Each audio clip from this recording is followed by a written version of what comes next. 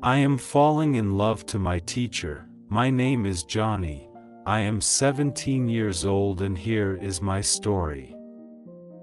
You might find it silly, maybe even absurd, but love works in mysterious ways. I'm 17 years old, just a regular high school junior trying to figure out my life. But then she walked into my classroom and turned my world upside down. Her name is Ms. Hartley, and she's the new English teacher. Let me tell you, when I first saw her, it was like a scene straight out of one of those cheesy rom-coms my mom watches on Saturday nights. She walked in, her hair flowing like one of those shampoo commercials, holding a stack of books as if they contained the secrets of the universe. She smiled, and I swear, the heavens opened up. Of course, I knew this was going to be trouble from the start. Falling in love with your teacher? That's not exactly the plot of a Disney movie. But try telling that to my teenage brain, which decided to replay her smile in my mind on a loop like a YouTube video stuck on repeat. It all started on the first day of the semester.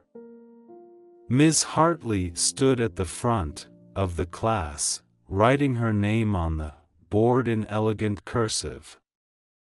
"Good morning, class," she said, her voice as soft and soothing as the rain. I was sitting in the back row, trying to play it cool, but inside, I was having a full-blown existential crisis. Was this love? Or was it just the fact that she used words like juxtaposition and made them sound poetic? "Johnny, pay attention," barked Mr. Walsh, our crusty math teacher, snapping me out of my daydream. That's right, I wasn't even in English class yet. I was doodling JH in my notebook during geometry. It was official, I was doomed.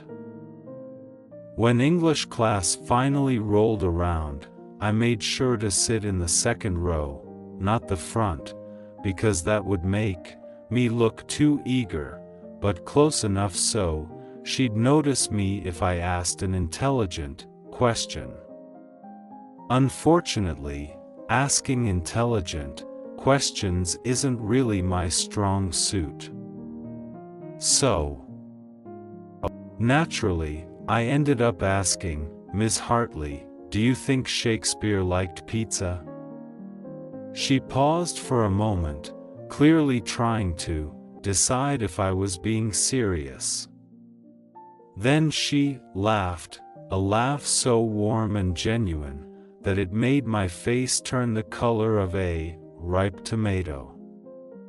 "Well, Johnny, I'm not sure if pizza was around during Shakespeare's time, but if it had been, I'm certain he would have written a sonnet about it."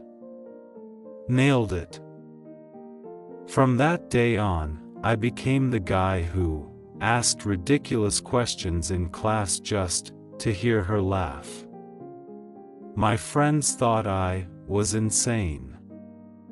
"Dude, she's like 30, my best friend Sam said during lunch one day, chomping on a burger that's practically ancient. "She's 28, I corrected him, as if that made any difference. I'd done my research, not in a creepy way. Okay, maybe a little creepy. But in my defense, I was hopelessly smitten. It wasn't just her looks. Sure, she had the kind of smile that could make a grumpy cat purr, but it was more than that. She was kind. She listened. And she had this way of making even the most boring literature seem magical. She made me want to read Pride and Prejudice, which is saying a lot because I normally think books without explosions are a waste of paper, but, of course, my grand plan to win her over hit a few roadblocks. For starters, there was the small matter of her being a teacher and me being a student. Also, I had all the subtlety of a hippo in a tutu. Like the time I tried to impress her by quoting Robert Frost during a pop quiz, two roads diverged in a wood, and I took the one less traveled by. I scribbled at the bottom of my answer sheet, hoping she'd see it and think I was deep. Instead, she returned my paper with a smiley face and the comment, "Great effort, Johnny, but next time try focusing on the actual question."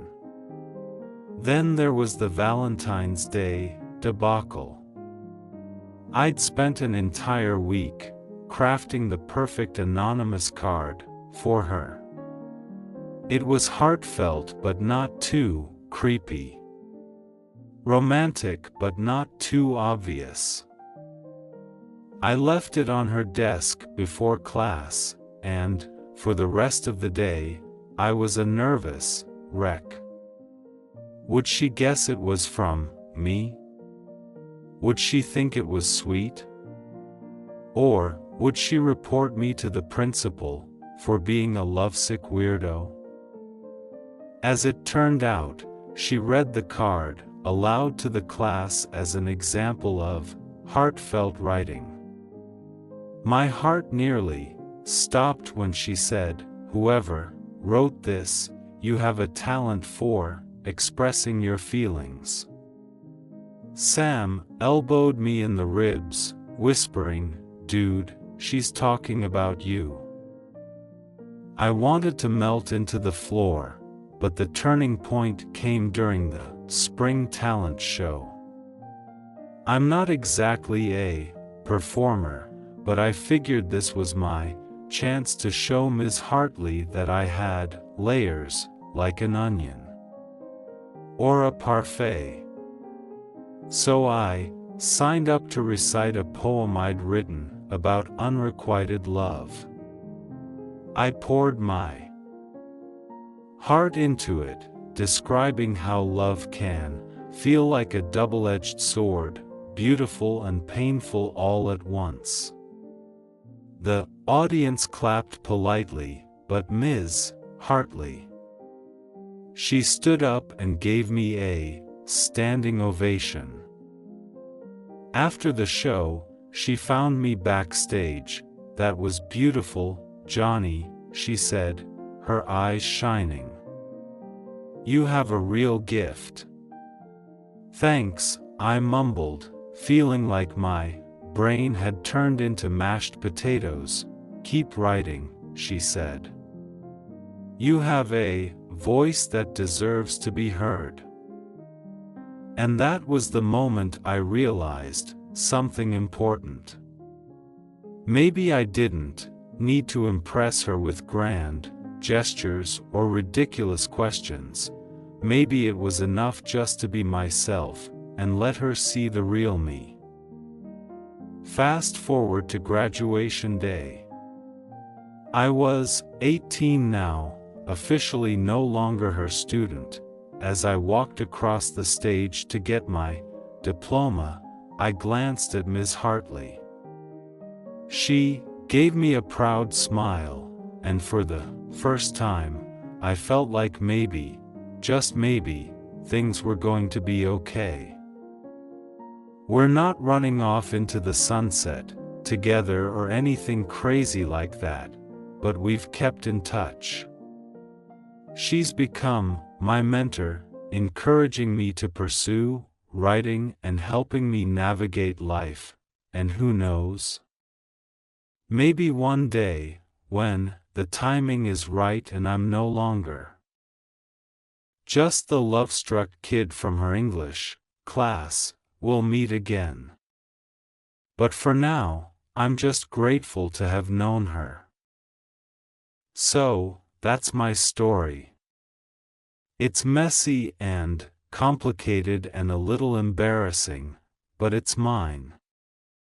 And if there's one thing I've learned, it's that love, even the kind that feels impossible, has a way of changing you for the better. Thank you for watching. Don't forget to subscribe for more interesting stories.